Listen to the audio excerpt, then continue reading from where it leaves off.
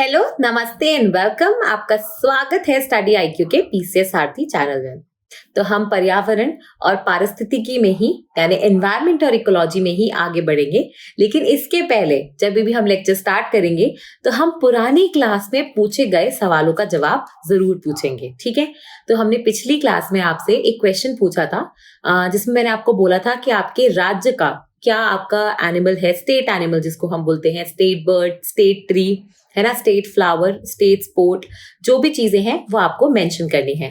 तो अगर किसी ने वीडियो अंत तक नहीं देखा और वो क्वेश्चन मिस कर दिया और आप ये वीडियो शुरू से देख रहे हैं, तो अगर आपने वहां मेंशन नहीं किया तो आप यहाँ जरूर मेंशन कीजिए आपकी स्टेट का नाम और उसके आगे ये सारी चीजें। देखो, इससे फायदा पता है सिर्फ आपको नहीं होगा, अगर आप किसी चीज को लिखते हो ना तो उससे आपकी जो भी आपने पढ़ा है वो आपके दिमाग में बहुत ज्यादा एक लंबे समय तक के लिए रजिस्टर हो जाता है, जिससे आपकी मेमोरी और स्ट्रांग होती है। अब दूसरी चीज ये है कि पिछली बार मैंने आपको कुछ टेम्परेचर से रिलेटेड चीजें पढ़ाई थी, ठीक है। मैंने आपको बोला था कि जो भी आपका तापमान होता है, ठीक है, जो भी आपका तापमान होता है, उसके तर्ज पे हम दो तरीके के जीव जंतुओं की बात करते हैं। एक थे स्टीनो और एक थे यूरी। अब आपका मेरे से ये क्वेश्चन है, क्योंकि आपने पिछली क्लास इतने गौर से देखी है, तो मुझे एग्जांपल्स बताइए कुछ स्टीनोथर्मल ऑर्गेनिजम्स के और कुछ यूरी थर्मल ऑर्गेनिजम्स के, ठीक है।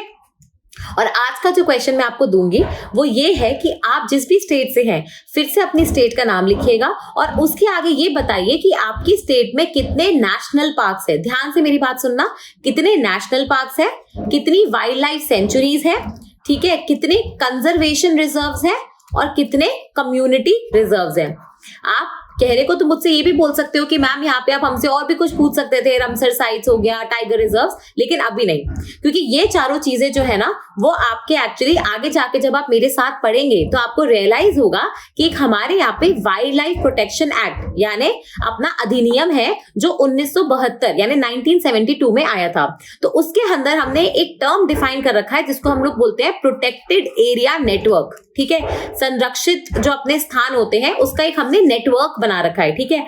उस डेफिनेशन के अंदर आप देखोगे ये चार चीजें आती हैं। तो इसलिए मैं बोल रही हूँ कि जो मैं आपको क्वेश्चन भी दे रही हूँ ना उसके बिहाइंड कोई लॉजिक है। ऐसा नहीं है कि हमने रैंडमली आपसे कुछ पूछ लिया और आपने हमें जवाब दे दिया, ऐसा नहीं। अगर मैं आपसे कोई चीज पूछ रही हूँ तो वो किसी अधिनियम के अंदर आ रही है या उसका कोई महत्व, उसकी कोई महत्ता है, ठीक है, और इसलिए वो सिर्फ चार चीजें पूछी जा रही है। तो आपकी स्टेट का नाम और उसमें कितने नेशनल पार्क्स हैं, कितने वाइल्ड लाइफ सेंचुरीज हैं, कितने कंजर्वेशन रिजर्व्स हैं और कितने कम्युनिटी रिजर्व्स हैं, ठीक है। तो ये आपका एक क्वेश्चन इस क्लास के लिए रहेगा। तो पिछली क्लास का होमवर्क नहीं किया तो भी करना है, इस क्लास का होमवर्क हमने आपको दे दिया है। तो आज हम क्या करेंगे, आज हम जो बचे हुए जो अपने एबायोटिक फैक्टर्स थे ना, जो बचे हुए फैक्टर्स थे जिसमें दो ही थे मोस्टली, एक तो अपनी लवणता जिसको हम सैलिनिटी बोलते हैं और दूसरा अपना सॉइल हो जाएगा, ठीक है। तो ये हम यहाँ पे आज पढ़ेंगे, ओके। सबसे पहले हम शुरू करेंगे सैलिनिटी यानी लवणता से। देखो, मुझे एक बात बताओ, जो अपनी सैलिनिटी होती है, लवणता होती है, वो आपको कैसे पता लगती है?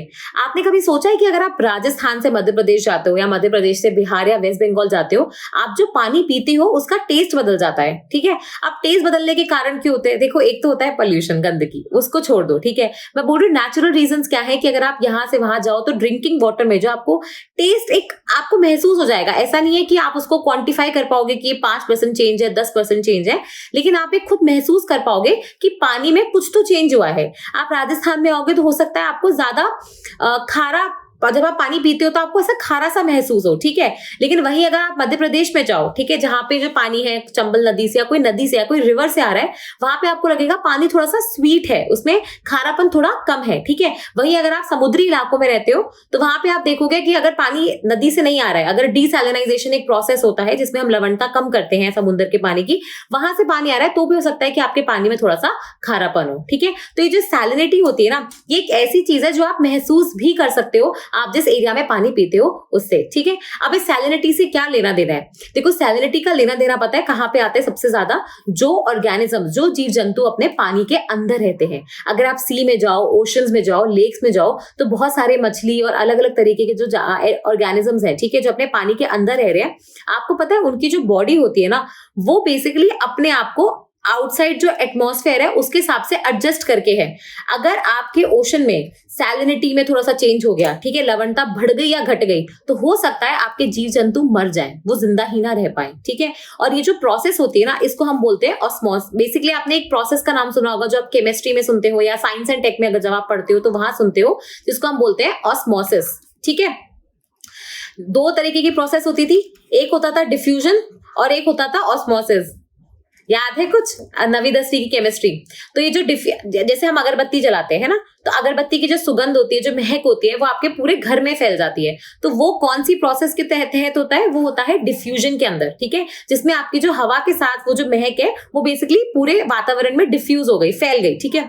एक होता है ऑस्मोसिस। ऑस्मोसिस पता है आप कहाँ देखते होगे? आपके घर में जो आरओ, आपके घर में आरओ लगा होता है, जिससे आरओ, ये अच्छा पहली बात तो ये जो आरओ हम बोलते हैं ना कि मेरे घर में आरओ लगा है, ये आरओ किसी चीज का शॉर्ट फॉर्म है। वो किस चीज का शॉर्ट फॉर्म है? रिवर्स ऑस्मोसिस का।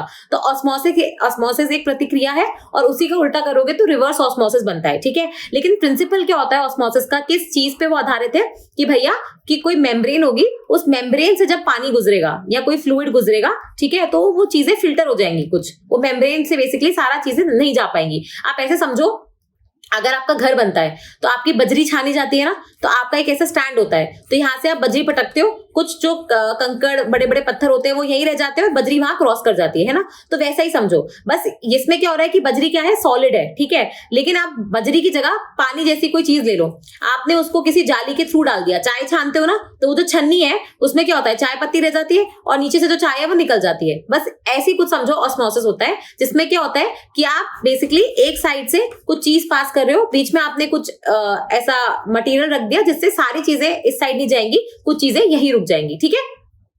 तो ये आपका ऑस्मोसिस की प्रतिक्रिया है। तो आपको पता है ये जो ऑस्मोसिस होता है, जहां पे आप बोल रहे हो कि एक साइड से दूसरी साइड चीज जा रही है, वो क्यों जा रही है? क्योंकि आप हमेशा सुनते होगे कि चीजें जो होती है वो हाई प्रेशर से लो प्रेशर मूव करती है, सुनते हो ना?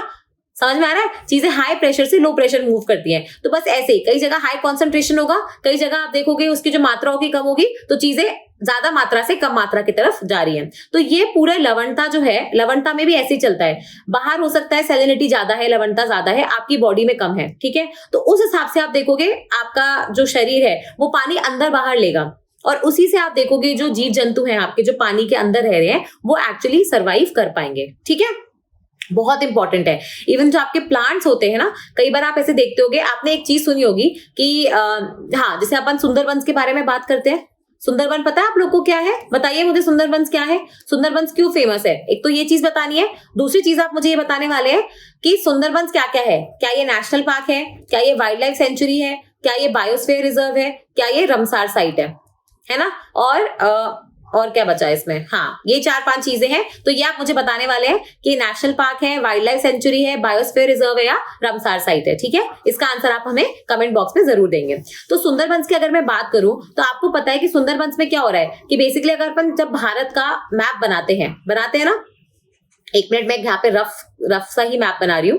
तो ये वाला जो हिस्सा है जहाँ पे आप देखोगे गंगा आके ऐसे नीचे की तरफ जा रही है, बे ऑफ बंगाल में, बंगाल की खाड़ी में अपने आप को आप देखोगे खाली करिए, तो यहाँ पे एक डेल्टा बनता है ना, और यहीं पे आप देखोगे आपको सुंदरबंस देखने को मिलते हैं। अब ये सुंदरबन क्या है? सुंदरबंस बेसिकली मैंग्रोव के पेड़ों से बना है, ठीक है। अब आपने ये चीज बहुत पहले और कई बार सुनी होगी जब आप मैंग्रोव्स पढ़ते हैं कि मैंग्रोव्स बहुत ही स्पेशली अडेप्टेड पेड़ है जो इतने खारे पानी में भी सर्वाइव कर पाते हैं। भाई समुद्र के पानी में हर कोई प्लांट नहीं सरवाइव कर पाता, क्यों? क्योंकि समुद्र का पानी खारा होता है। आप ही सोचो, हमारे प्लांट्स जो है अगर अपने जाइलम से, जो उनका रूट सिस्टम होता है जहां से पानी ऊपर जाता है, मैंने आपको पिछली क्लास में बताया था जाइलम और फ्लोएम के बारे में, है ना। तो मैंने आपको, अच्छा मेरे को ये बताओ कि जाइलम और फ्लोएम दोनों को साथ में मिलकर हम कौन से टिश्यूज कहते थे? ये हमने पिछली क्लास में ही पढ़ा है, ठीक है। तो अगर आपने वो क्लास पढ़ी है तो आपको याद आ जाएगा। तो अगर मैं जाइलम की बात करूं तो आप सोचो कि जाइलम हमारा पानी नीचे से ऊपर ले जा रहा है मिट्टी से। अगर मिट्टी में बहुत सारा सॉल्ट कंटेंट है, लवणता है, तो क्या होगा? ये पानी के साथ साथ सॉल्ट भी ऊपर जाएगा अपना जो अब ये इससे क्या होगा? अपनी जाइलम ब्लॉक भी हो सकती है। तो सारे तरीके के पेड़ जो होते हैं ना, इतने हाई सॉल्टी एरियाज में, लवणता वाले इलाकों में नहीं रह सकते, ठीक है। इसलिए इनको एक स्पेशल मैकेनिज्म लगता है, ठीक है। जब हम मैंग्रोव्स पढ़ेंगे आगे पूरा अच्छी तरीके से, तब आप ये समझोगे कि कैसे अपने आप को अडेप्ट कर पाते हैं इतने खारे पानी में, ठीक है। तो प्लांट्स के लिए भी आप देखोगे सैलिनिटी यानी लवणता एक बहुत ही महत्वपूर्ण फैक्टर होता है, ठीक है। इनफैक्ट आप देखोगे कि मैंने आपको फर्स्ट क्लास में एक बार एक चीज बताई थी कि हम किस चीज को ब्रैकिश वाटर बोलते हैं, ठीक है, किस चीज को हम ओशियानिक वाटर बोलते हैं और कैसे हम किसी चीज को फ्रेश वाटर बोलते हैं। मैंने यहाँ पे आपको बताया था कि सॉल्ट का जो कंटेंट होता है, जो अपनी लवणता है, वो किसी एक रेंज में इससे ऊपर या इससे नीचे होनी चाहिए। तो इसका भी आप मुझे जवाब बताइए कि कब हम कहेंगे कि पानी फ्रेश है, ब्रैकिश है या ओशियानिक है, और ये चीजें कैसे डिसाइड होती थी, हमारी लवणता यानी सैलिनिटी के बेसिस पर, ठीक है।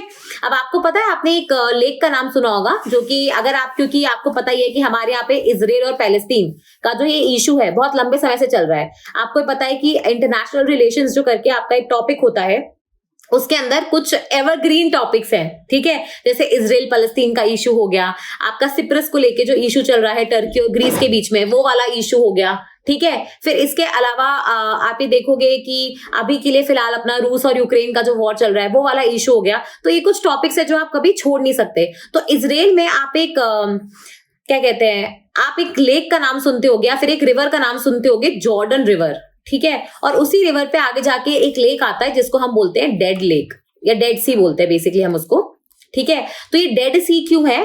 बेसिकली यहाँ पे इतनी ज्यादा लवणता है, इसका जो सॉल्ट कंटेंट है वो इतना ज्यादा है कि यहाँ पे जीव जंतु जनरली रह नहीं पाते, ठीक है। यहाँ पे जो डाइवर्सिटी है, ठीक है, वो बहुत कम है, ठीक है। इंडिया में, चलो ये मैं आपसे पूछती हूँ और आप है ना मुझे एक बार रिमाइंड कराना जरूर नेक्स्ट क्लास में कि अगर मैं आपको इसका आंसर नहीं दूं। इंडिया में एक रामसर साइट है जो बेसिकली महाराष्ट्र में है, ठीक है।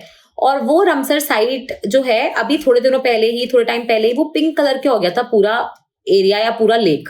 उस लेक का नाम क्या है, ठीक है, और उस लेक का भी सैलिनिटी से बहुत ज्यादा लेना देना है। तो ये आप मुझे बताने वाले हो कौन सी साइट के बारे में मैं बात कर रही हूँ। अगर आपने थोड़ा बहुत भी करंट अफेयर्स पढ़ा है, आपने जाना है, आप इसमें हो भी प्रिपरेशन में, तो भी आपको ये आ ही जाएगा। नहीं आएगा तो मैं आपको जरूर बताऊंगी, इसका आंसर मैं आपको जरूर बताऊंगी, ठीक है।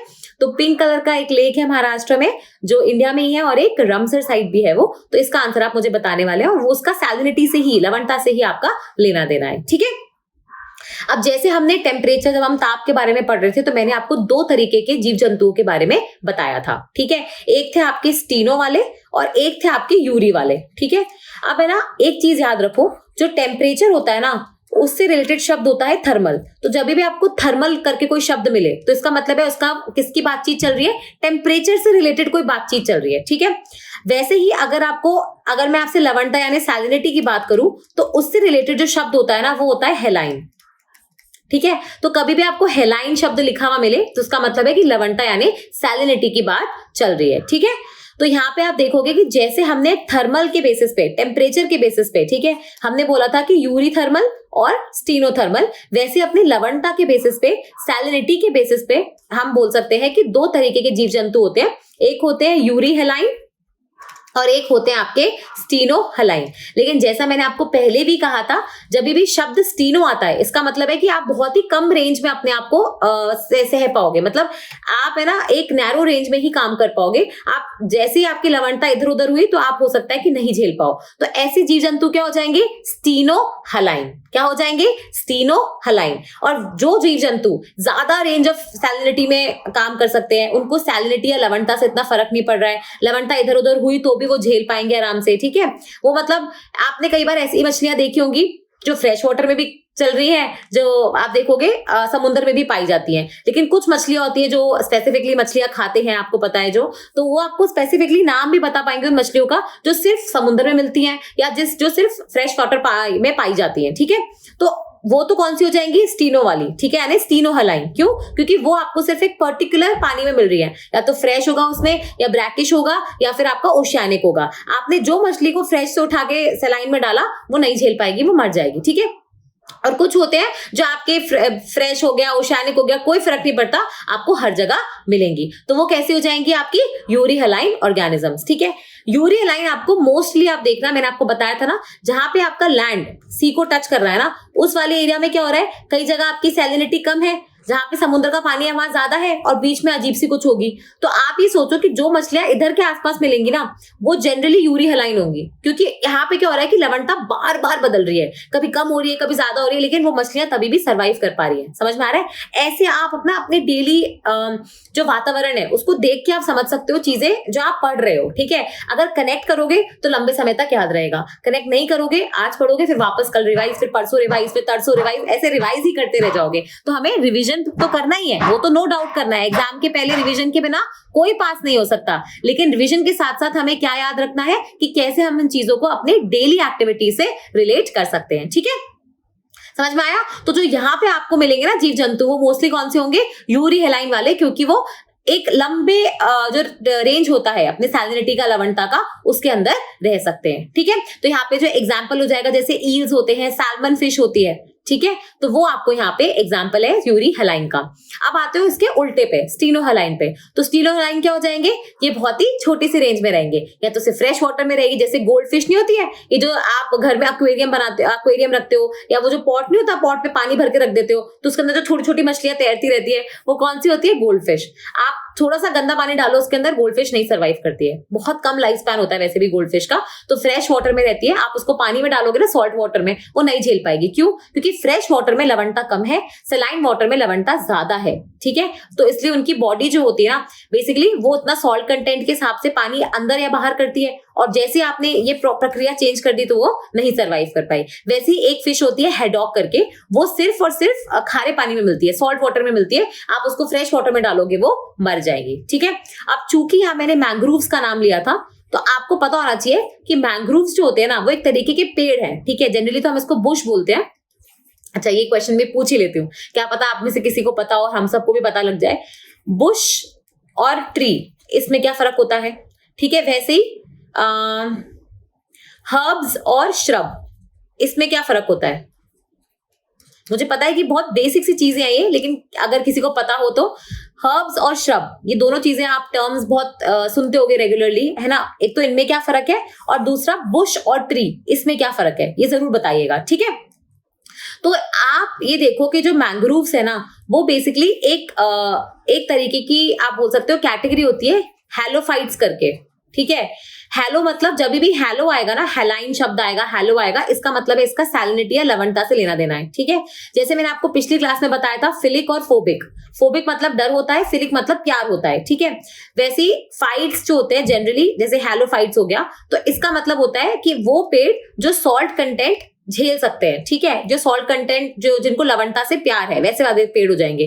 तो मैंग्रोव्स जो है ये इस कैटेगरी के अंदर आते हैं। ये वो पेड़ है या फिर आप बोल सकते हो वो अब प्लांट्स हैं जो हैलोफिटिक है। हैलोफिटिक का मतलब जिनको लवणता से प्यार है, जो सॉल्ट टॉलरेट कर सकते हैं, जो ज्यादा लवणता में भी रेजिस्ट कर पाते हैं, जो अपनी जो एक पेड़ का काम होता है, ठीक है, ऑक्सीजन लेना, CO2 लेना, फोटोसिंथेसिस करना, प्लांट में नीचे से पानी लेके ऊपर पहुंचाना, सीड्स वगैरह डेवलप करना, नए प्लांट्स उगाना, वो सारे काम ही करते हैं। लेकिन कौन से एनवायरनमेंट में? लवणता वाले, जहां पे बहुत सारा सॉल्ट है वहां पे भी ये जी पाते हैं। ठीक है, बहुत इंपॉर्टेंट है ये।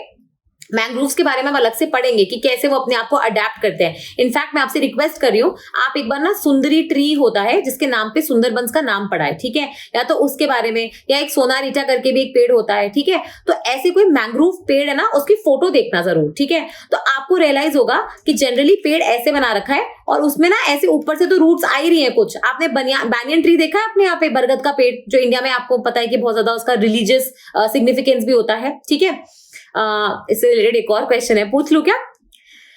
ये क्वेश्चन ना आपसे मुझे याद है MPPSC का जो अपना मध्य प्रदेश सिविल सर्विसेज का जो एग्जाम होता है उसमें एक बार इंटरव्यू में पूछा गया था कि ऐसे कोई पेड़ों के नाम बताइए जो रात में और दिन में दोनों टाइम आपको ऑक्सीजन देते हैं।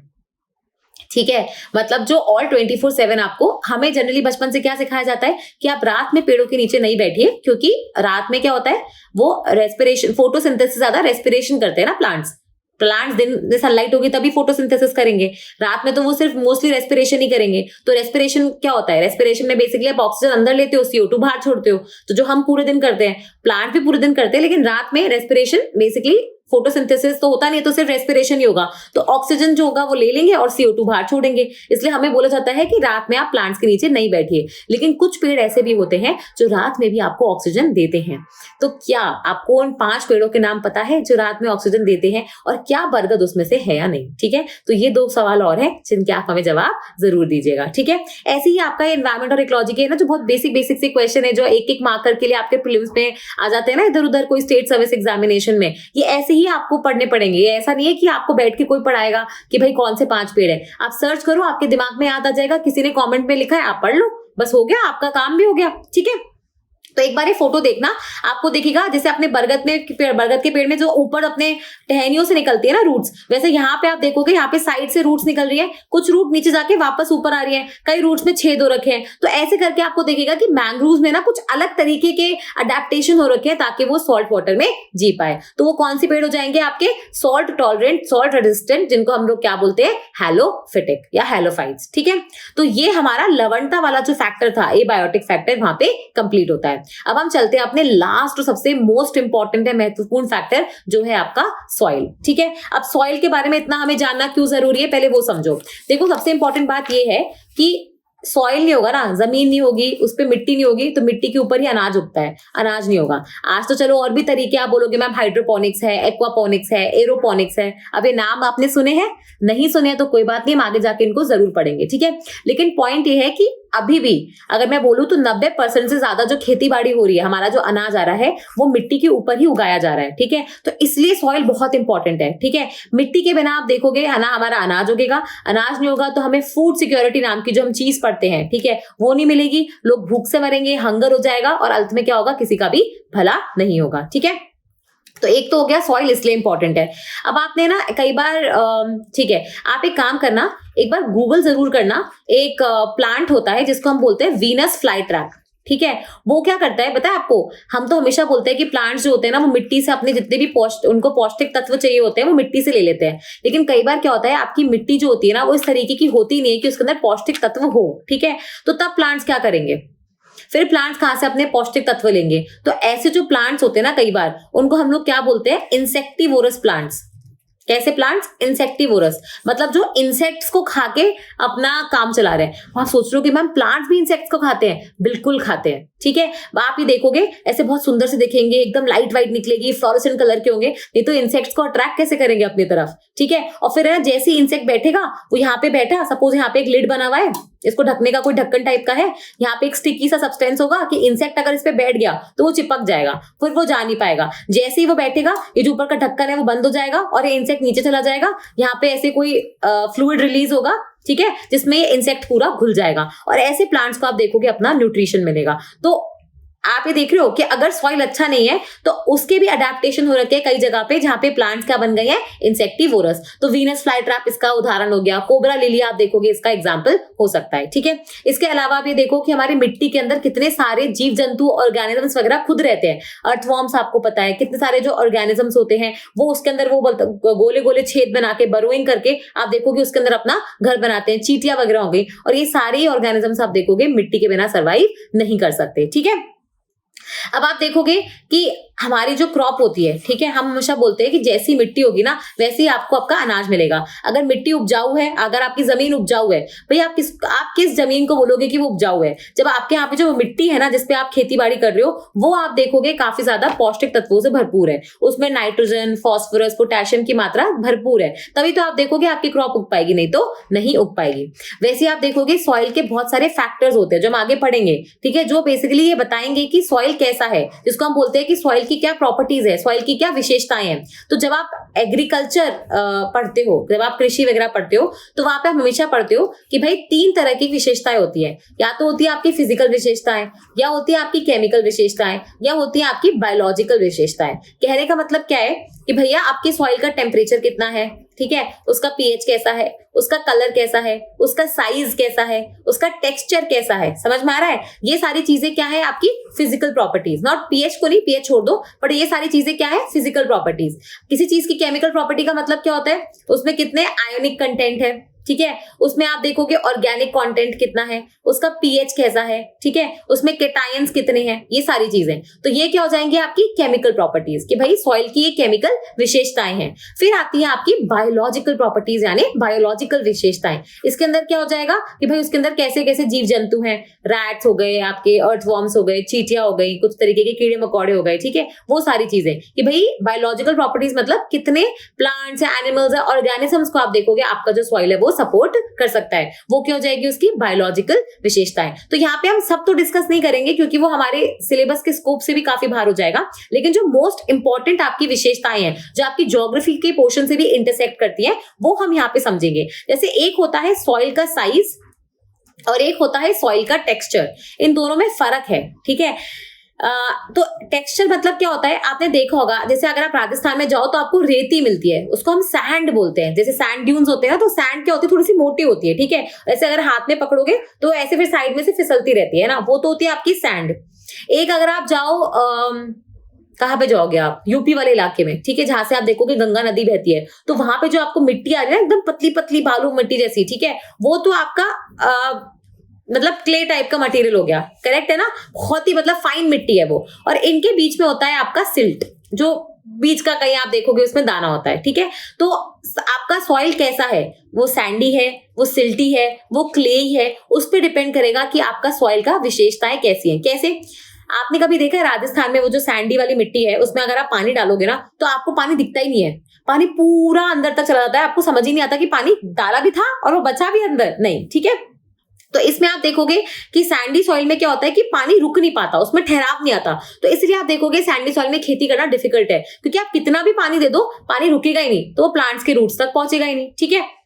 वही अगर आप क्लेई सॉइल पे आ जाओ तो क्लेई सॉइल क्या होता है, चूंकि आप देखोगे छोटे छोटे पार्टिकल्स है उसके अंदर, वो पास पास में है, तो इसलिए क्या हो रहा है कि अगर आप पानी डाल रहे हो तो पूरा नीचे तक नहीं जा रहा, ठीक है, उसमें रुक रहा है, पानी में ठहराव है। और इसीलिए आप देखोगे ये जो यूपी बिहार वाला रीजन है जहां से गंगा फ्लो होती है, यमुना फ्लो होती है, वहां पे आप देखोगे बहुत ज्यादा खेती बाड़ी भी होती है। क्यों? क्योंकि वहां पे मिट्टी ही इतनी अच्छी है। तो ऐसी सॉइल की जो विशेषताएं होती है ना, जो मिट्टी की विशेषताएं है, उस पर ही डिपेंड करता है कि आपका क्रॉप का ग्रोथ कैसा है। फिर जैसे सॉइल में आपका हवा कितनी है, आप बोलोगे मैम सॉइल में हवा, बिल्कुल सही है। पता है आपको सॉइल में ना, ये आप कहीं बना लो डायग्राम अपनी कॉपी में, कि सॉइल में 25% हवा होती है, 25% पानी होता है, ठीक है। ये साइंटिफिक चीज है जो मैं आपको बता रही हूँ कि जो अपनी मिट्टी होती है ना उसमें 25% तो हवा होती है, 25% पानी होता है, और 45% उसमें होता है मिनरल कंटेंट, ये जो भी आपका है नाइट्रोजन फॉस्फोरस, ये सारी जो चीजें होती है ना वो, और 5% इसमें होता है वो ह्यूमस या ऑर्गेनिक कंटेंट, ठीक है। तो ये आप कहीं बना लो,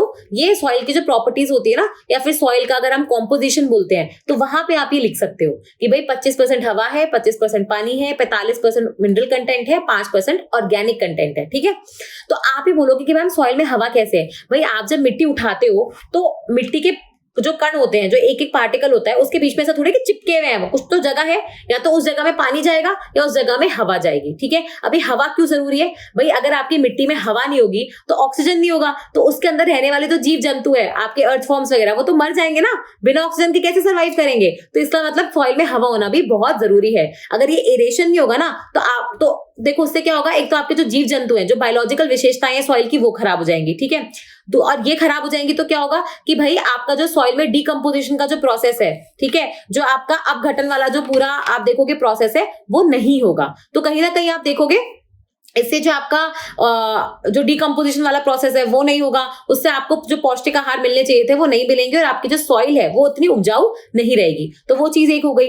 दूसरी चीज ये है, आपने कभी ये देखा है कि जब बहुत ज्यादा बारिश होती है तो आपकी जो मिट्टी होती है ना वो हैवी हो जाती है। वो हैवी क्यों होती है? क्योंकि जो सॉइल के जो कण थे ना एक एक, उनके बीच में जो हवा भरी हुई थी ना, कुछ जगहों पे हवा थी, कुछ जगहों पे पानी था, लेकिन जहां पे भी हवा भरी हुई थी ना वहां पे भी अब क्या हो गया, पानी आ गया, आपका जो रेन वाटर है ना वो आ गया। इस वजह से मिट्टी हैवी हो गई। अब आप ये सोचो, वहां रेन वाटर आ तो गया लेकिन वो जो पानी था उसमें हवा तो रही नहीं, अब तो ऑर्गेनिजम्स को तो बहुत प्रॉब्लम होगी क्योंकि वो सर्वाइव नहीं कर पाएंगे। और दूसरी चीज है कि आपका पानी देखो, अगर सारे जो आपके छेद थे उसमें पानी भर गया तो उसके बाद आपके सॉइल में कोई कैपेसिटी है क्या कि उसमें और पानी आ पाए? नहीं, क्योंकि जितने छेद थे उस समय तो पानी भर चुका है, तो अब जो पानी बरसेगा ना वो क्या होगा, पानी के जो मिट्टी के ऊपर जमता जाएगा और फिर वो मिट्टी को अपने साथ बहा के ले जाएगा, या तो वाटर लॉगिंग हो जाएगी या सरफेस रन ऑफ हो जाएगा, जो दोनों ही बेसिकली हमारे काम की चीज नहीं है और दोनों ही बहुत खतरनाक है। इससे जो अपनी ये होती है ना इरोजन की प्रॉब्लम, वो सारी प्रॉब्लम्स आपको देखने को मिलती हैं। ठीक है, फिर होता है आपका सॉइल का पीएच।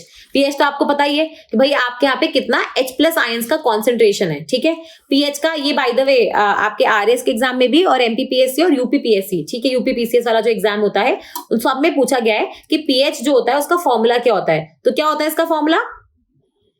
चलो पीएच का फॉर्मूला आप हमें बताओगे, नहीं तो हम अगली क्लास में इसको डिस्कस जरूर करेंगे क्लास शुरू करने से पहले। ठीक है, जिसको पता है उसके वो प्लीज कमेंट सेक्शन में जरूर लिखना, इससे बाकी लोगों का भी फायदा होगा। पीएच का फॉर्मूला क्या है, वो जो हम लिखते हैं ना, अच्छा यहाँ नहीं बता रही बट वो कुछ H+ करके हम लिखते हैं। ठीक है, मैथ का कुछ फॉर्मूला होता है, ये आपसे पूछा गया है मेंस के पेपर्स में, इसलिए मैं यहाँ पे आपको पूछ रही हूँ। ठीक है, तो ये जो सॉइल का पीएच होता है ना, वो भी आप देखोगे एक रेंज में होना चाहिए, क्योंकि प्लांट्स जो होते हैं ना, जैसे मैंने क्या बताया कि प्लांट्स को भी एक पीएच चाहिए होती है। ठीक है, या एसिडिक, देखो पीएच जो होती है वो 0 से 14 तक की स्केल होती है, जिसमें हम 7 को बोलते हैं न्यूट्रल। ठीक है, अगर आपका पीएच 0 से 7 के बीच में है तो हम बोलते हैं ये एसिडिक है, और अगर 7 से 14 के बीच में है तो हम इसको बोलते हैं एल्कलाइन है। ठीक है, तो क्या होता है कि अगर आपका सॉइल या आपकी मिट्टी जो है एल्कलाइन है, समझ रहे हो, तो जरूरी नहीं है कि सब तरीके के प्लांट्स और एनिमल्स उसमें सर्वाइव कर पाए। वैसे ही अगर आपकी मिट्टी बहुत ज्यादा एसिडिक हो गई तो भी हो सकता है कि उसमें सारे जीव जंतु सर्वाइव ना कर पाए। तो इसीलिए आप देखोगे सॉइल में जो कैसी पीएच है, उसका लवणता का कंटेंट कितना है, ठीक है, वो सारी चीजों का भी बहुत महत्व होता है। फिर वैसी एक और चीज होती है जिसको हम लोग बोलते हैं हमस। अभी हमस क्या है? ठीक है, ये पीटा एंड हमस वाला हमस नहीं है जो हम खाते हैं बेसिकली, ये वो वाला हमस नहीं है। ये कभी कभी आप देखते होगे कि आपकी जो मिट्टी है ना उसके ऊपर ऐसे कुछ ब्लैक ब्लैक सा छोटे छोटे दाने से बने हुए हैं। ठीक है, और है ना वो ऐसे मिट्टी के ऊपर ही है, क्योंकि वो बेसिकली जो अपना डिकम्पोजिशन प्रोसेस होता है, जो अपना अपघटन वाली जो पूरी प्रतिक्रिया है, उसके बाद आप देखोगे कुछ चीजों का डिकम्पोजिशन हुआ होगा और उसके बाद ऐसे ब्लैक कलर के कुछ कण हैं जो आपके सॉइल के ऊपर पड़े हैं। इसी को हम लोग क्या बोलते हैं? ऑर्गेनिक कंटेंट, ऑर्गेनिक मैटर, या फिर हम इसको बोलते हैं हमस। ठीक है, ये हमस जो होता है ना, ये जो 5% आप ऑर्गेनिक कंटेंट की यहाँ पे बात करो ना, ये है आपका हमस। ठीक है, यही आप देखोगे आपके सॉइल को बहुत ज्यादा पौष्टिक आहार, उसको फर्टिलिटी देता है, उसको उपजाऊ बनाता है। ठीक है, इनफैक्ट आप देखोगे ये जो हमस होता है ना, इतना ऐसे काला काला सा एक अमॉर्फस तरीके का एक सब्सटेंस होता है। ठीक है, जो आपकी मिट्टी में क्या करता है, उसका टेम्परेचर, उसका पीएच, उसका सॉइल का वाटर, उसकी एयर, मतलब जो भी उसकी विशेषताएं होती है ना, फिजिकल, केमिकल, बायोलॉजिकल, तीनों को सुधारता है। ठीक है, जो आपका सॉइल का जो स्ट्रक्चर है उसको सुधारता है। ठीक है, कई बार हम बोलते हैं ना कि अगर आपका सॉइल या मिट्टी बहुत खराब हो गई है तो उसमें आप है ना ये खाद वगैरह डाल दो, जो गोबर की खाद वगैरह होती है। तो ये जो गोबर की खाद है ना, ये और कुछ नहीं है, ये हमस का ही काम करेगी। इससे क्या होगा कि आपकी मिट्टी अच्छी हो जाएगी, उसमें थोड़ा सा पौष्टिक आहार आ जाएगा और आपकी जो खेती बाड़ी है उससे आपको अनाज भी ज्यादा मिलेगा। ठीक है, वैसे आप देखोगे आपके सॉइल में, मैंने आपको क्या बोला, 45% जो होता है वो आपका मिनरल कंटेंट होता है। देखो कुछ तो होते हैं अच्छे मिनरल जो आपको चाहिए, जैसे कैल्शियम हो गया, पोटेशियम हो गया, सेलेनियम हो गया, मैग्नीशियम हो गया, ये सारे क्या होते हैं, कुछ मेटल्स होते हैं, कुछ नॉन मेटल्स होते हैं, जो अगर आपके सॉइल में नहीं होंगे तो आपका जो क्रॉप है, जो आपका आप उगाने की कोशिश कर रहे हो, वो उतने अच्छे से नहीं उगेगा। ठीक है, लेकिन कई बार क्या होता है, आप मिट्टी में सुनते होगे यूरेनियम भी है, आपका क्रोमियम भी है, आयरन का जो मात्रा है वो ज्यादा हो गया है, तो वो फिर आप देखोगे कि खराब करता है, वो प्लांट्स को भी खराब करेगा, जो हमारे जो जीव जंतु सॉइल के अंदर रह रहे हैं उनको भी परेशान करेगा। या तो वो कम मात्रा में होंगे या फिर वो ज्यादा मात्रा में होंगे, दोनों ही चीजें आप देखोगे हमारे लिए डेंजरस होती हैं। ठीक है, तो मैंने तो आपको यहाँ पे बहुत ही कम विशेषताओं के बारे में बताया है, क्योंकि मोस्टली आप सॉइल के बारे में या मिट्टी के बारे में किस में पढ़ते हो, अपने ज्योग्राफी के पोर्शन में। लेकिन चूंकि इस सब्जेक्ट का थोड़ा सा इंटरसेक्शन यहाँ से भी है तो हम यहाँ पे भी इसको कवर कर रहे हैं। अब आप देखोगे कि सॉइल के बारे में ये सारी चीजें आपका ज्योग्राफी का पोर्शन है, लेकिन आपको कभी भी ये पता होना चाहिए कि इंडिया में 8 प्रकार के हमारे यहाँ पे मिट्टी या सॉइल मिलती है। ठीक है, ये जो हमारा ICAR है, जो हमारी बॉडी है। अच्छा, ICAR के बारे में एक फन फैक्ट है कि इसका पहले कुछ और नाम हुआ करता था। ठीक है, किसी को याद है इसका नाम क्या होता है? क्योंकि आप में से कुछ लोग हो सकता है जिन्होंने ICAR में काम किया हो, जिनका कृषि के क्षेत्र से कुछ लेना देना भी हो, तो उनको पता होगा कि ICAR का पहला नाम क्या हुआ करता था। ठीक है, तो ये 8 तरीके के सॉइल मिलते हैं। ये आप अपने ज्योग्राफी की जब आप बुक खोलोगे एक तो 8th क्लास वाली और एक 11th क्लास वाली। तो वहां पे आपको एक ऐसा मैप बना हुआ दिखेगा और उसके अंदर आप बताओगे कि 8 तरीके के हमारे यहाँ पे सॉइल बता रखे हैं। जैसे ये वाला हिस्सा जिसमें आप देखोगे आपकी गंगा यमुना ये सारी नदियां बह रही हैं, ये कौन सा सॉइल हो जाएगा? आपका एलुवियल सॉइल। ठीक है, फिर आप देखोगे ये वाला सॉइल जहाँ पे आपका वोल्केनिक इरप्शन हुआ था, लावा वगैरह बहा था, तो यहाँ पे ये कौन सा सॉइल हो जाएगा? आपका ब्लैक सॉइल। ठीक है, जस्ट इसके बाजू में ये कौन सा सॉइल है? आपका रेड कलर का दिखने वाला, जिसमें आयरन का कंटेंट बहुत ज्यादा होता है, जिसकी वजह से आप देखोगे ये जो रेड कलर दिख रहा है आपको सॉइल का, ये होता है आपका रेड सॉइल। ठीक है, ये डेजर्ट वाले एरियाज में आप देखो ये वाला सॉइल, ठीक है, जिसका कोई लेना देना नहीं है, जो बहुत ही ज्यादा सैंडी है अपने टेक्सचर में, वो कौन सा हो जाएगा? Arid soil. ठीक है, फिर एक आप देखोगे कि आपको ये जो माउंटेन एरियाज में सॉइल मिल रहा है, इसको फॉरेस्ट सॉइल बोल लो, माउंटेन सॉइल बोल लो, कैसा भी सॉइल बोल लो। ठीक है, फिर इसके बाद आप देखोगे कि हमारे यहाँ पे एक सॉइल होता है लेटराइट, जो आपको कई कई जगहों पे मिलता है, जहाँ पे या तो बहुत ज्यादा बारिश हो रही है और बहुत ज्यादा टेम्परेचर है। मतलब बारिश आज बहुत ज्यादा हो रही है, कल नहीं हुई, फिर बहुत ज्यादा हुई, फिर कल नहीं हुई, लेकिन टेम्परेचर बहुत ज्यादा है, तो ऐसी जगह पे आपको कौन सा सॉइल मिलता है? Laterite soil. ठीक है, इनकी विशेषताएं आपको यहाँ पढ़ने की जरूरत नहीं है, क्योंकि ये पूरा आपको ज्योग्राफी में पढ़ाएंगे, लेकिन एक प्रोसेस होता है सॉइल डिकम्पोजिशन का। ठीक है, आपकी जो मिट्टी है उसके अपघटन का एक प्रतिक्रिया होती है, वो आपको पता होनी चाहिए, क्योंकि इसमें ना 5 स्टेप्स होते हैं। और ये ना अभी आपका 3 साल पहले ये स्टेट पीसीएस एग्जामिनेशन हुआ था एक स्टेट का, वहां पे आपसे पूरा 5 स्टेप का प्रोसीजर पूछा गया था कि भैया जो सॉइल डिकम्पोजिशन होता है, ठीक है, जो अपघटन की प्रतिक्रिया है, इसमें जो आपके 5 स्टेप्स होते हैं उसको समझाइए। तो ये कौन से स्टेप्स होते हैं, कैसे आप देखोगे कि सॉइल को डिकम्पोजिशन होता है? ठीक है, आपको पता है कि देखो कोई भी जो डिकम्पोजिशन होगा ना, कोई भी अपघटन की जो प्रतिक्रिया होगी, वो कौन करेंगे? आपके डिकम्पोजर्स। याद है हमने पढ़े थे, प्रोड्यूसर्स, कंज्यूमर्स, डिकम्पोजर्स। तो उसमें जो डिकम्पोजर्स थे ना, वो ये प्रतिक्रिया करते हैं। तो ये जो भी अपने माइक्रो ऑर्गेनिजम्स हो गए, जो भी और जीव जंतु हो गए, वो सारे आप देखोगे ये काम करते हैं। अब एक डिकम्पोजिशन या अपघटन की प्रतिक्रिया होती क्या है? जिसमें आप एक बड़े बड़े कोई कॉम्प्लेक्स पार्टिकल्स जो होते हैं ना, उनको बहुत छोटे छोटे छोटे छोटे जो पार्टिकल्स होते हैं उसमें आप कन्वर्ट करते हो। ठीक है, और ये इतना आसान नहीं है कि लाए तोड़ा और कन्वर्ट कर दिया, नहीं, ये इसमें पूरी एक प्रोसेस होती है, एक सिस्टमैटिक 5 स्टेप्स का प्रोसेस होता है। तो स्टार्ट होता है जिसमें 5 स्टेप्स कौन कौन से हैं? पहला है आपका फ्रैगमेंटेशन, जिसमें आप क्या करते हो? बड़े बड़े जो रॉक पार्टिकल्स है ना, उनको छोटे छोटे टुकड़ों में ब्रेक कर रहे हो। ठीक है, फिर हो जाएगी आपकी लीचिंग। लीचिंग मतलब क्या होता है? उसमें देखो हर जगह पे क्या होता है, कुछ ऐसा कंटेंट होता है, कुछ ऐसे मटेरियल्स होते हैं जो बेसिकली पानी के साथ अगर उसमें पानी पड़े तो वो पानी में घुल जाएंगे और पानी के साथ नीचे चले जाएंगे। तो ऐसी चीज को हम लोग क्या बोलते हैं? लीचिंग। फिर तीसरा होता है कैटाबॉलिज्म, कि भाई आपके जो छोटे छोटे टुकड़े आए हैं उनको और छोटे टुकड़ों में आप कन्वर्ट करने की कोशिश करते हो। ठीक है, फिर चौथा होता है हमस का बनना। ठीक है, ये जो ऑर्गेनिक कंटेंट बन रहा है ना, इसका बनने को हम क्या बोलते हैं? ह्यूमिफिकेशन। और 5वां जो प्रोसेस होता है, जो आपका लास्ट स्टेज है, वो है मिनरलाइजेशन, कि भाई आपने जब सॉइल जो आपने ये ब्रेक किया है, चीजों को डिकम्पोज किया, जिसका अपघटन किया है, उसके बाद आपके जो कुछ पौष्टिक आहार है, कुछ तत्व हैं, वो निकलेंगे बाहर, है ना। तो वो जो पौष्टिक चीजें आपकी बाहर निकल रही है, उसको हम लोग क्या बोलते हैं? मिनरलाइजेशन। ठीक है, तो ये 5 स्टेप्स को हम थोड़ा सा डिटेल में और समझेंगे। पहले स्टार्ट करते हैं फ्रैगमेंटेशन से, जो अपनी पहली आप देखोगे स्टेप होती है। ठीक है, इसके अंदर क्या होगा कि आपका जो मटेरियल है वो बेसिकली छोटे छोटे टुकड़ों में ब्रेक किया जाएगा। फिर होती है लीचिंग, जो भी आपका वाटर सोल्यूबल कंपोनेंट है वो निकल गया, बेसिकली पानी के साथ बह गया, तो आपका जो बचा हुआ चीजें हैं वो रह जाएंगी।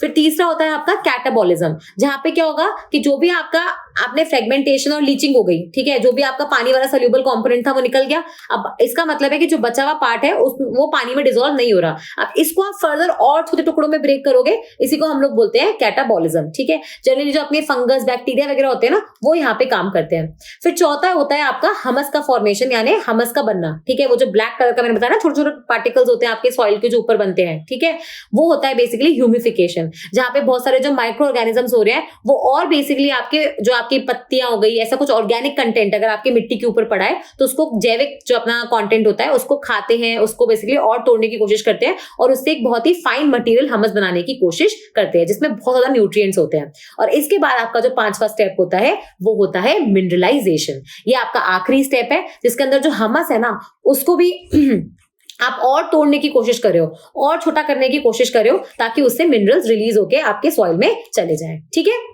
तो ये होता है आपका मिनरलाइजेशन। अब जो मैंने आपको पहले 3 चीजें बोली कि भाई आपका बड़े से छोटे में टूटा, फिर छोटे से लीचिंग हो गई, फिर उस जो बचे हुए पार्ट है उसको फर्दर आपने तोड़ा, ये तीनों क्या स्टेप्स जो है ना, ये ऐसा नहीं है एक के बाद एक चल रहे हैं, साइमल्टेनियसली चीजें हो रही है, एक साथ आप देखोगे चीजें हो रही है। समझ में आ रहा है आपको? ऐसा नहीं है कि ये होगा उसके बाद ही होगा। जैसे अगर मैं ह्यूमिफिकेशन और मिनरलाइजेशन की बात करूं, जो अपना चौथा या 5वां स्टेप है, तो ह्यूमिफिकेशन होगा उसके बाद मिनरलाइजेशन होगा।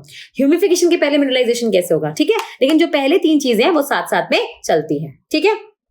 अब बात करें अगर हम हमस की, तो हमस के बारे में मैंने आपको पहले ही बता दिया। डार्क ब्राउन ब्लैक कलर का जो ऐसा बिखरा बिखरा सा आपको एक सब्सटेंस होता है जो आपको मिट्टी के ऊपर दिख जाएगा। कभी अपने बाहर की मिट्टी जाके देखना, या फिर किसी खेत में जहां पे आप देखोगे अनाज उगाया जा रहा है, वहां आपको इजीली दिख जाएगा, ठीक है। ये क्या करता है, आप पानी को होल्ड कर सकता है, पानी को नीचे बहने नहीं देगा, आपकी मिट्टी को रोक के रखेगा। इसमें बहुत सारे पौष्टिक तत्व हैं, तो अगर आप इसमें अनाज उगाओगे तो वो भी आपका अनाज एकदम बहुत खिलखिलाते हुए उगेगा, ठीक है। फिर यह क्या होगा कि इसमें बहुत सारे आयंस होते हैं, तो ये आयंस का एक्सचेंज करता है। आपको याद है बचपन में हम पढ़ते थे कैल्शियम +2, मैग्नीशियम +2, क्लोरीन -, तो ये बोलते थे हम कि पॉजिटिव आयंस है या फिर केटायंस है। और ये जो क्लोरीन माइनस था इसको हम बोलते थे नेगेटिव आयंस या अनायंस है। और ये आयंस का जो आदान प्रदान है ना, ये बहुत इंपॉर्टेंट होता है क्योंकि इसी से आपका पीएच और ये सारी चीजें डिसाइड होती हैं, ठीक है। तो ये भी आप देखोगे जो हमस होता है ना, वो अच्छी तरीके से कर पाता है, ठीक है।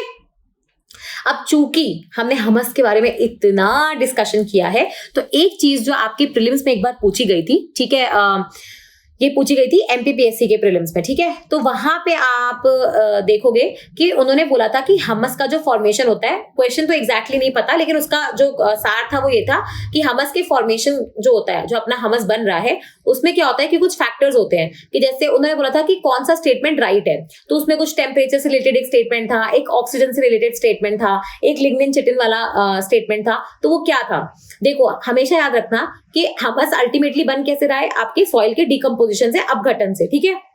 तो जो चीजें आपकी अपघटन की प्रतिक्रिया को बढ़ा देंगी, डिकम्पोजिशन की प्रतिक्रिया को सपोर्ट करेंगी, वो सारी चीजें आप देखोगे हमस के फॉर्मेशन को, हमस बनने की प्रक्रिया को सपोर्ट करेंगी, ठीक है। तो इसका मतलब अगर आपका टेम्परेचर ज्यादा है, ठीक है, आपके यहाँ पे पानी की कोई कमी नहीं है, क्योंकि आप देखोगे कि राजस्थान जैसे इलाकों में हमस नहीं बनता, ठीक है, इतने अच्छे तरीके से। प्रॉब्लम यही है कि टेम्परेचर ज्यादा है, पानी टेम्परेचर तो ज्यादा है लेकिन पानी की इतनी कमी है कि हमस नहीं बन पाता, ठीक है।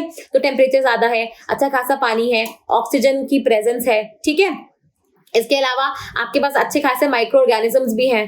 भाई अल्टीमेटली हमस बना कौन रहा है, मैं थोड़ी बना रही हूँ, माइक्रो ऑर्गेनिजम्स बना रहे हैं, जी जंतु बना रहे हैं जो मिट्टी में रह रहे हैं। अगर वही हमारे पास नहीं होंगे तो फिर ये कैसे बनेगा, तो वो चीज हो गई, ठीक है। तो ये सारी चीजें अगर अच्छी मात्रा में है, आपके पास शुगर कंटेंट अच्छा है, ठीक है। शुगर क्या होता है, जनरली इन प्रक्रियाओं को बढ़ाता है, ठीक है। तो इसलिए अगर आपके पास शुगर कंटेंट है तो आपकी हमस बनने की जो प्रतिक्रिया है वो फास्ट हो जाएगी, ठीक है। वहीं अगर आपके मिट्टी में लिग्निन या चिटिन कंटेंट होता है, ठीक है, वो बहुत ज्यादा मात्रा में है, तो आपका हमस बनने में बहुत तकलीफ आती है। क्यों? लिग्निन और चिटिन ऐसे समझो, आपने अच्छा आप पहले एक बायोलॉजी में बहुत पहले पढ़ते होगे कि हमारे यहाँ पे 2 तरीके के सेल्स होते थे, मतलब प्रोकैरियोटिक यूकैरियोटिक वाले नहीं, अपने प्लांट सेल्स और एनिमल सेल्स वाले होते थे, है ना। तो जब आप प्लांट सेल बनाते, एनिमल सेल तो आप गोल बनाते थे और प्लांट सेल आप ऐसा बनाते थे, करेक्ट है ना, ऐसे बनाते थे ना प्लांट सेल। तो प्लांट सेल के अंदर याद है हम 2 मेम्ब्रेन बनाते थे हमेशा। तो ये जो बाहर वाली मेम्ब्रेन होती थी, देखो एनिमल सेल में तो बाहर वाली मेम्ब्रेन प्लाज्मा मेम्ब्रेन थी, लेकिन जो प्लांट सेल होता था उसके अंदर हम पहले प्लाज्मा मेम्ब्रेन बनाते थे और उसके ऊपर हम एक और वो बनाते थे ना मेम्ब्रेन, उसका नाम क्या था, सेल वॉल। तो ये सेल वॉल किससे बनती थी, सेल्यूलोज से। और हमेशा बोलते थे हम कि सेल्यूलोज जो होता है वो काफी टफ मटेरियल होता है, इसको ब्रेक डाउन करना इजी नहीं होता। तो आप ऐसे समझो ये जो लिग्निन और चिटिन मैंने लिखा है ना, ये कोई कॉम्पोनेंट्स है, ये कोई ऐसा मटेरियल है जो सेल्यूलोज से बना है। तो इसलिए अगर आपके यहाँ पे मिट्टी में सेल्यूलोज, लिग्निन, चिटिन ये कॉन्टेंट ज्यादा है तो उसको ब्रेक डाउन करने में बहुत डिफिकल्टी आती है। इसलिए अगर ये कंटेंट ज्यादा है तो आपकी हमस बनने की जो प्रतिक्रिया है वो छोटी हो जाती है, ठीक है। अब एक जो लास्ट टॉपिक है आपके सॉइल से रिलेटेड, जो आपके ज्योग्राफी के साथ भी इंटरसेक्ट होगा, तो हम इतना डिटेल में यहाँ नहीं पढ़ेंगे, बट मैं आपको मोटे मोटे तौर पे, स्लाइड तो मैंने दी ही है आपको, लेकिन यहाँ पे मोटे मोटे तौर पे हम एक बार देख लेंगे। तो एक चीज होती है जिसको हम बोलते हैं सॉइल का इरोजन या आपने उसका अपरदन, ठीक है। तो इसका मतलब क्या होता है कि जब देखो एक तो होता है मिट्टी, है ना, फिर मिट्टी के ऊपर भी क्या होता है, एक पौष्टिक तत्व वाली लेयर जो होती है ना, अपन बोलते हैं जिसमें आपके अनाज एक्चुअली उग रहा है, ठीक है, अगर ये ऊपर की जो अच्छी वाली मिट्टी है ये बेसिकली बह जाए या चली जाए तो इससे क्या हो जाएगा, इस पूरी प्रतिक्रिया को हम क्या बोलेंगे, सॉइल इरोजन। ठीक है, इससे क्या फर्क पड़ेगा, एक तो आपकी मिट्टी चली गई, आपका उपजाऊ जमीन खराब हो गया, आपकी जमीन बंजर बन सकती है, फिर ये मिट्टी जो बह के गई है, ठीक है, ये आगे जाके कहीं जमा होगी, वो वहां की इकोलॉजी को खराब करेगी। तो अलग अलग तरीके के आप देखोगे इसमें प्रॉब्लम्स हो सकते हैं। अब सबसे मेजर अगर मैं बोलूं कि भैया ये मिट्टी बह क्यों रही है, ये इरोड हो क्यों रही है, इसके क्या क्या कारण है, तो यहाँ पे आप देखोगे दो चीजें जो आपको हमेशा अपने पेपर में लिख के आनी है, वो है एक तो वाटर और विंड। ठीक है, क्यों, क्योंकि वाटर की वजह से आप ये मान के चलो कम से कम 12% आपकी मिट्टी जा रही है, विंड की वजह से आपकी 5% जा रही है, और उसके बाद जो बचा कुचा सत्यानाश कर रहे हैं ना वो हम कर रहे हैं। ठीक है, या तो मतलब ओवरग्रेजिंग करके, डिफॉरेस्टेशन करके, ठीक है, एक ही जमीन पे बार बार वही तरीके का अनाज उगा के, हमारी जो एग्रीकल्चर प्रैक्टिसेस है, जो कृषि खेती बाड़ी करने की जो हमारी प्रतिक्रिया है वो ढंग से नहीं करके, तो ये तो हो गई ह्यूमन वाले फैक्टर्स। ठीक है, इसके अलावा आप देखोगे वाटर इरोजन, मतलब वो पानी से होने वाला और एक हवा से होने वाला, ये भी बहुत महत्वपूर्ण कहीं ना कहीं आप देखोगे रीजन है आपके सॉइल इरोजन के। अगर मैं आपसे पानी के इरोजन की बात करूं कि भाई पानी अपने साथ मिट्टी की जो ऊपर की जो टॉप मिट्टी होती है उसको बहा के ले गया, तो पानी कैसे बहा के ले जाएगा, देखो जब आपकी बहुत तेजी से वर्षा पड़ती है तो क्या होता है, आप देखते हो कि ड्रॉप नीचे गिरी और फिर वो ड्रॉप वापस उछलती है ऊपर, तो उसके साथ कोई कभी कभार मिट्टी के कण भी फंस जाते हैं। कई बार आप देखोगे कि आपकी मिट्टी के अंदर ना ऐसे ऐसे वो बन जाती है कुछ लहरें टाइप्स की। ठीक है, तो ये क्या होती है आपकी रिल्स, है ना। अब यही जो रिल्स हैं ये क्या होगा, कई बार और गहरी होती जाती हैं और चौड़ी होती जाती हैं, तो ये बन जाती है गली। ठीक है, और कई बार आप देखोगे पानी जो है किसी जमीन पे आया और ऐसे बह रहा है पूरी की पूरी, आप देखोगे जो जमीन है ना उसमें फ्लैट ऊपर से बह रहा है और अपने साथ हर जगह से मिट्टी को लेके जा रहा है, तो ये कौन सा इरोजन हो जाएगा, आपका शीट इरोजन। ठीक है, तो ऐसे अलग अलग प्रकार से आप देखोगे पानी आपका मिट्टी को अपने साथ लेके चला जाता है। ठीक है, मतलब वाटर इरोजन जिसको हम बोलते हैं। अब एक होता है आपका विंड इरोजन। ठीक है, विंड इरोजन का मतलब क्या होता है, जब हवा जो आपकी विंड है वो अपने साथ मिट्टी को उठा के ले जा रही है। ठीक है, ये आपको कहाँ देखने को मिलेगा सबसे ज्यादा, एक तो डेजर्ट वाले इलाकों में, क्योंकि एक तो सैंडी सॉइल है, उसको ठहराव करने के लिए कुछ है नहीं, है ना, और हवा भी बहुत तेज चलती है, और दूसरा आपके जो कोस्टल एरियाज होते हैं वहां पे आपको बहुत ज्यादा देखने को मिलेगा। तो विंड इरोजन में क्या होगा, देखो अगर सपोज करो ये आपकी मिट्टी पड़ी हुई है, ठीक है, ये पानी नहीं है मिट्टी, अभी के लिए अज्यूम कर लो, ठीक है, ऐसे मिट्टी के पार्टिकल्स हैं और ऐसे आपकी हवा बह रही है। ठीक है, अब इसमें क्या होगा, कुछ मिट्टी के पार्टिकल्स जो बहुत हल्के होंगे वो तो हवा के साथ ही बह जाएंगे।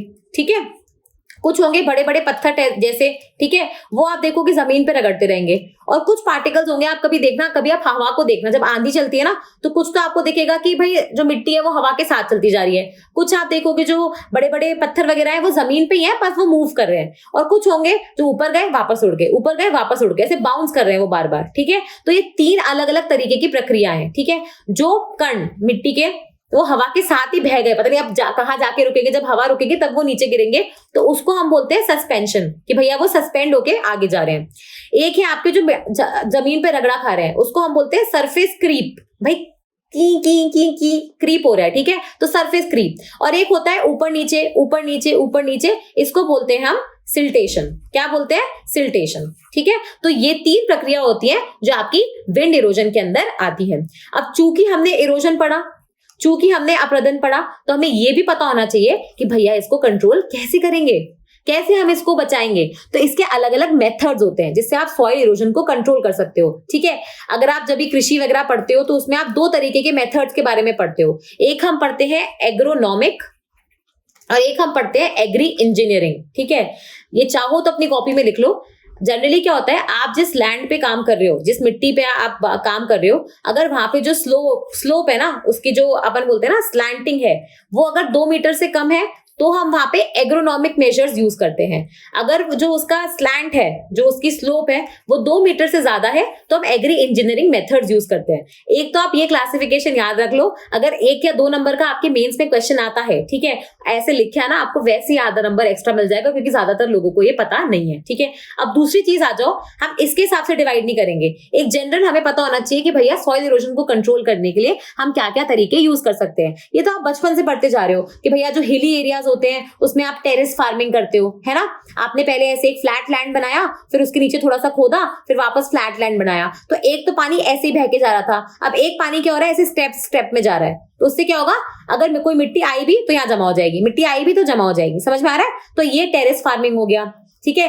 वैसे ही आपकी जो खेती बाड़ी करते हो भाई, अगर आप एक ही खेत में बार बार राइस उगाओगे या बार बार उसमें से वीट उगाओगे, तो आपको लगता है कि आपका सॉइल में कुछ बचेगा? कुछ नहीं बचेगा, उसका पूरा जो उपजाऊ पोर्शन है वो चला जाएगा। उसके बाद मिट्टी पूरी लूज हो जाएगी और वो पानी के साथ बह जाएगी। तो इसलिए आप देखोगे क्रॉप रोटेशन, ठीक है, ये बहुत इंपॉर्टेंट है। स्ट्रिप फार्मिंग, कि भाई पूरे खेत में एक जैसी फसल ना उगा के आपने क्या करा, खेत में ऐसे स्ट्रिप बना दिए और अलग अलग स्ट्रिप में अलग अलग तरीके की आपने बुवाई कर दी, ठीक है।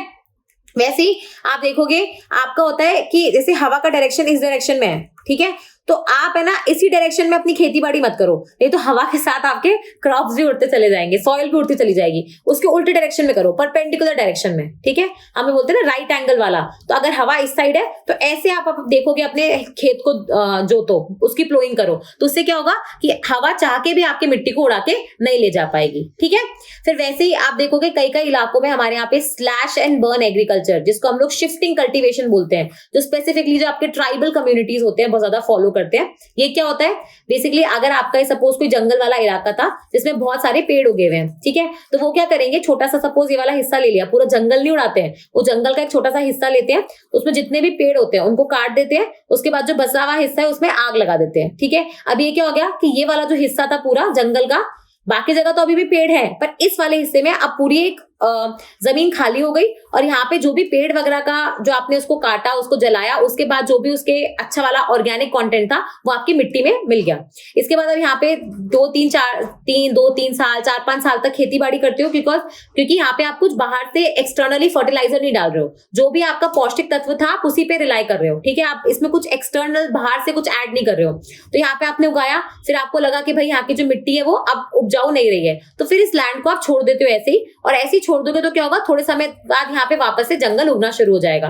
फिर आप वापस, जब आपने इसको छोड़ दिया तो आप कहीं और चले गए, वापस आपने वही किया कि वहां से भी आपने जो जितने भी पेड़ वगैरह थे वो काट दिए, उनको जला दिया, और फिर इस हिस्से में आप ये काम करने लगे। तो ये जो शिफ्ट, इसको हम क्या बोलते हैं, शिफ्टिंग कल्टीवेशन, कि बार बार आप अपना जो कल्टीवेशन है उसको शिफ्ट कर रहे हो एक जगह से दूसरी जगह, ठीक है।